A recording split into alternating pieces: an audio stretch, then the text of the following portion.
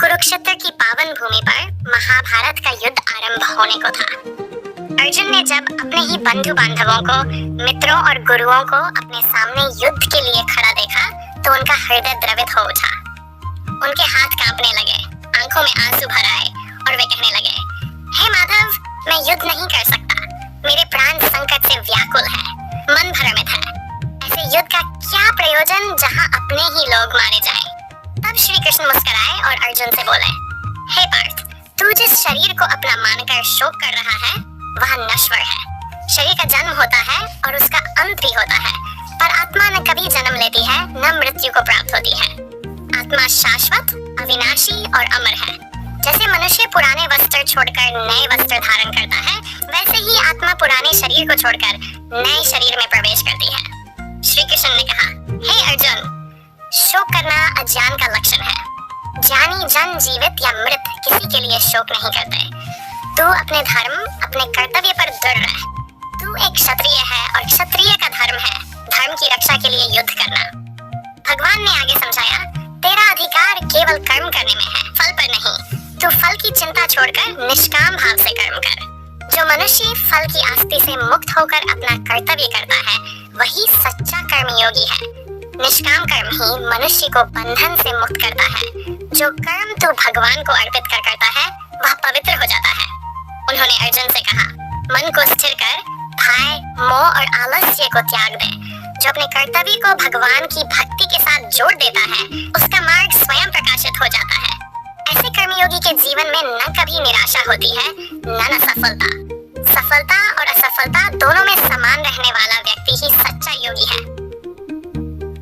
श्री कृष्ण ने भक्ति का महत्व बताते हुए कहा, जो मुझे प्रेम और श्रद्धा से स्मरण करता है, मैं उसकी रक्षा करता हूँ और उसकी आवश्यकताओं की पूर्ति स्वयं करता हूँ।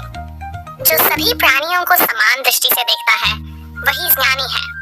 इस संसार में न धन शाश्वत है, न वैभव, न ही शरीर की शक्ति, केवल भक्ति और ज्ञान ही स्थायी है।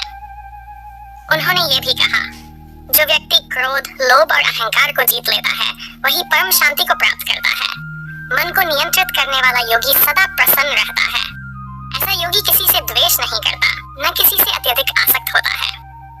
अंत में श्री कृष्ण का अद्भुत वचन था, सभी धर्मों और कर्तव्यों को छोड़कर केवल मेरी शरण आओ, मैं तुम्हें सभी पापों से मुक्त कर दूंगा, निश्चिंत हो जाओ। ये सर्वोच्च आश्वासन है। जब मनुष्य संपूर्ण श्रद्धा और प्रेम के साथ ईश्वर की शरण में आता है, तो ईश्वर स्वयं उसका मार्गदर्शन करते हैं। गीता का सार यही है, आत्मा अमर है, शरीर नश्वर। निष्काम कर्म ही सच्चा धर्म है।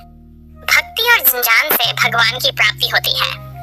जीवन में चाहे कितने ही संकट क्यों न आए, यदि मनुष्य अपने कर्तव्य को भगवान को अर्पित कर निस्वार्थ भाव से करता है, तो वह कभी हारता नहीं। श्री कृष्ण ने अर्जुन को निर्भीक होकर युद्ध करने के लिए प्रेरित किया और ये दिव्य जान दिया कि जीवन का उद्देश्य केवल भौतिक सफलता नहीं, बल्कि आत्मा की उन्नति है। मनुष्य को चाहिए कि वह अपने मन को स्थिर रखे, लोभ और भय से मुक्त रहे और हर कर्म को ईश्वर को समर्पित करे। हे श्रोताओं, श्रीमद् भगवत गीता हमें यह शिक्षा देती है कि जीवन के हर संकट में स्थिर बुद्धि और ईश्वर में विश्वास रखो।